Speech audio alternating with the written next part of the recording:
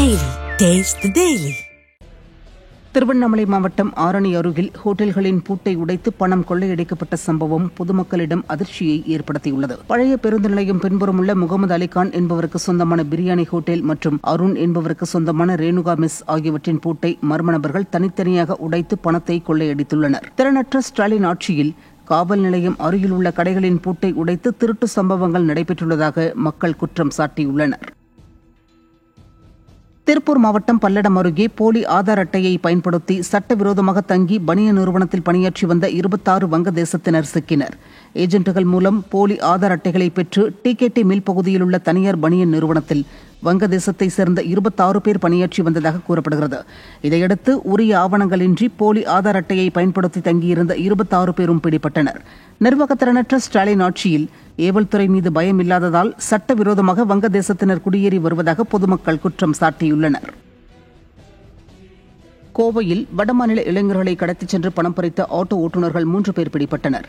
கோவையில் தங்கி வேலை செய்து வரும் வடமாநிலத்தைச் சேர்ந்த குஷால் பிஸ்வாஸ், அலிகாதர் ஷேக், சிவகுமார் ஆகியோர் சொந்த ஊருக்கு சென்றுவிட்டு ரயில் மூலம் கோவை திரும்பினர்.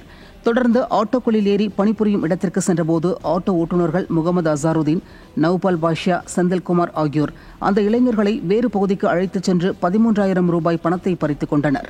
இதையடுத்து ஆட்டோக்கள் பறிமுதல் செய்யப்பட்டது. மக்கள் நலனில் அக்கறையில்லாத விடிய அரசால் ஆட்டோ ஓட்டுநர்கள் கூட கடத்தலில் இறங்கிவிட்டதாக குற்றச்சாட்டு எழுந்துள்ளது.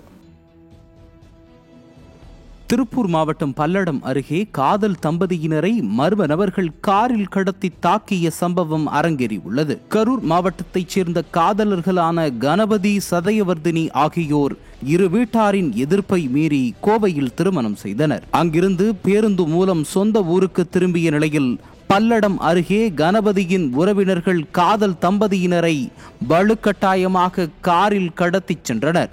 கணபதியின் உறவினர் வீட்டில் வைத்து காதல் மனைவியை கடத்தல் கும்பல் தாக்கியுள்ளது.